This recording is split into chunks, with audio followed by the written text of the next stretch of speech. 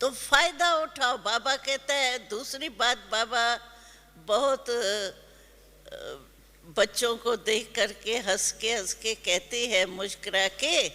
तो बाबा कहता है, मैं कहता हूँ मैं तुम्हारा बोझ उठाने आया हूँ, फिर भी बोझ अपने सिर पर क्यों उठा लेते हो?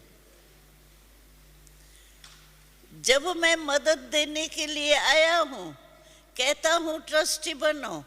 ट्रस्टी माना तेरा और गृहस्थी माना मेरा। तो मेरा मेरा जो है वो है बोझ, और तेरा तेरा जो है वो बोझ नहीं है, वो बाबा को दे दिया बोझ।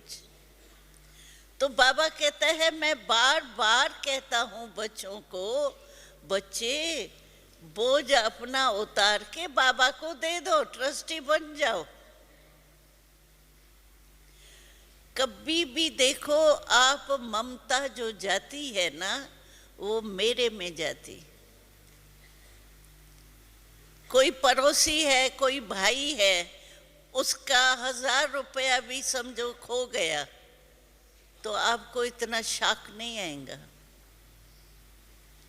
और आपका पर्स में अगर 100 रुपया भी गया तो कितने बारी याद आएगा? 1 मास के बाद भी उस जगह पर आएंगे ना। मानो यहाँ आपका कोई पर्स खो गया, उसमें 2000, 200 या 100 कितना भी है, आप जब भी मधुबन में आएंगे ना, याद आएगा मेरा 100 रुपया यहाँ चला गया था, क्योंकि मेरा था। और दूसरे का 1000 रुपया भी चला जाएगा ना, एक मानवता के रीति से आपको आएगा, बेचारे का जाना नहीं चाहिए, लेकिन बुद्धि योग बार बार नहीं जाएगा। इसीलिए बाबा कहता है कि मेरे मेरे को छोड़ दो। ये मेरे मेरे का जो बोझ है ना, उसने आपको, क्योंकि बोझ वाला जो चलेगा वो ऑटोमेटिकली धीरे चलेगा ना, हल्का जो होगा वो आप ही भी उड़ेगा। उड़ाओ नहीं उड़ाओ, देखो तूफान आता है, गलती से आप खिड़की नहीं खोलते हो, तो जब तूफान आएगा तो पहले क्या उड़ता है? कागज। कितना भी पकड़ो, कागज उड़ के बाहर चला जाएगा खिड़की से। क्यों? हल्का है। तो बोझ जो मेरे मेरे का है ना, वो बाबा कहता है मेरे को दे दो। और मेरे को देने का विधि क्या है? तेरा, बस मेरा छोड़ के तेरा।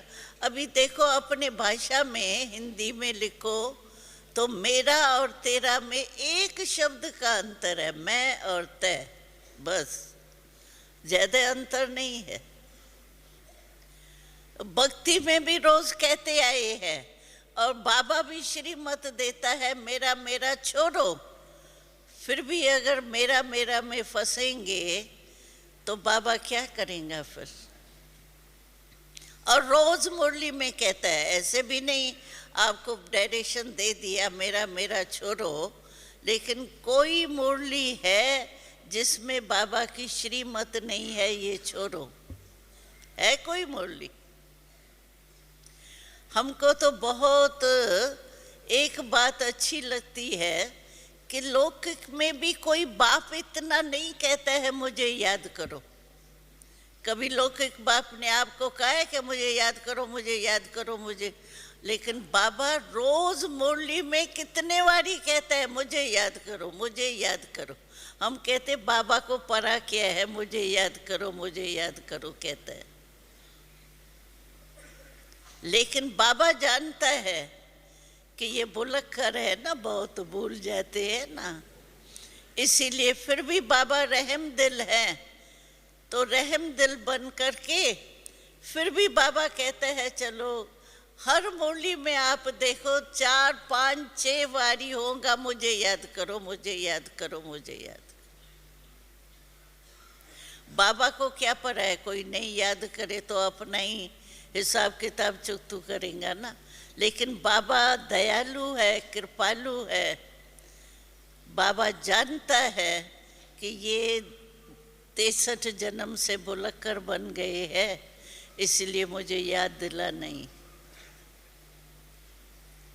तो बोझ नहीं उठाओ। मेरे का जो बोझ है ना, भले हम घर में रहते हैं, बाबा ने कहा है प्रवृत्ति संभालो। कई भाई बहनें इसका एडवांटेज उल्टा लेके कहते हैं क्या करें, बाबा ने कहा है ना संभालो। हाँ, बाबा ने तो कहा है, राइट है, लेकिन बाबा ने कहा है प्रवृत्ति में रहते प्रवृत्ति में परवृत्ति समझो। है प्रवृत्ति, लेकिन परवृत्ति में रहो। पर माना न्यारे, परवृत्ति। तो प्रवृत्ति में फंस जाते हैं, परवृत्ति में तो रहते नहीं है, फिर कहते हैं हो गया, क्या करें। इसीलिए बाबा कहता है बस अमृत वेले से लेके अपने को बीच बीच में चेक करो।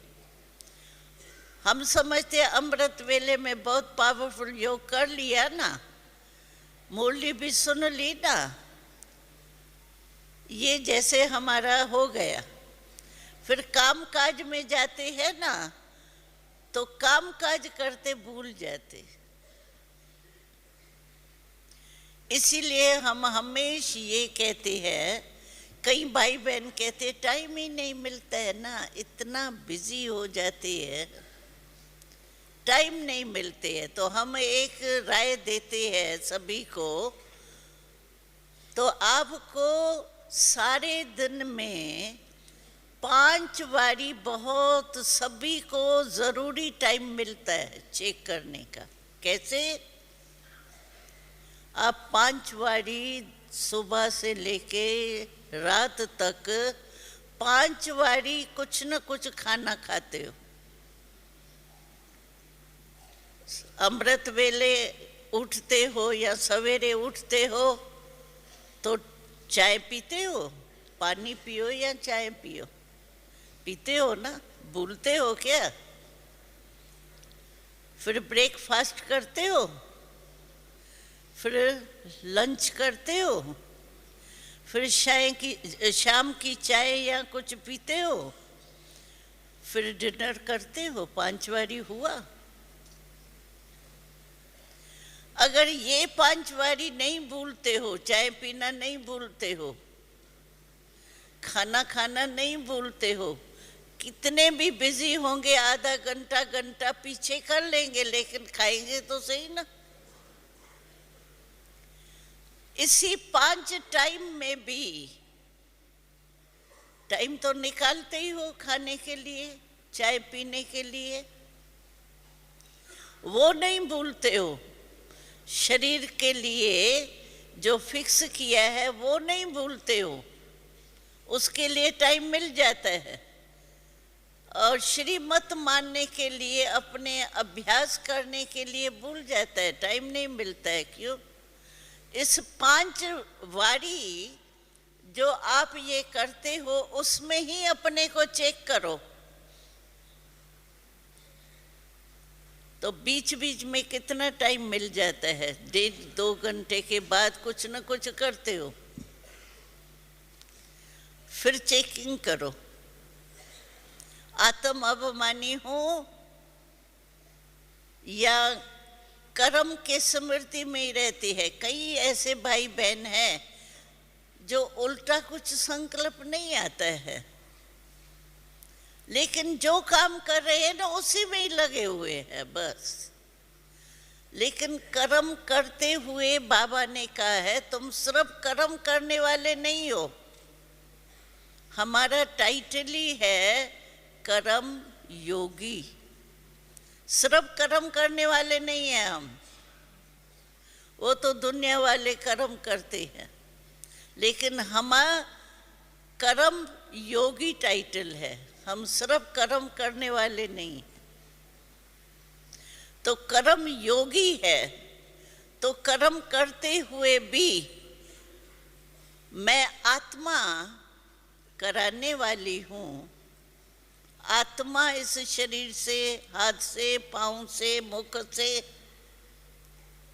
मन से सोच रही हूं, लेकिन मैं आत्मा कराने वाली हूं। अगर ये स्मृति रहे तो क्या कर्म करते, कोई भी डायरेक्टर होगा, कोई भी डायरेक्शन कहाँ भी देने वाला, चाहे दफ्तर में होगा चाहे कहाँ भी होगा, तो क्या डायरेक्शन देते हुए भूल जाता है क्या कि मैं डायरेक्टर हूँ?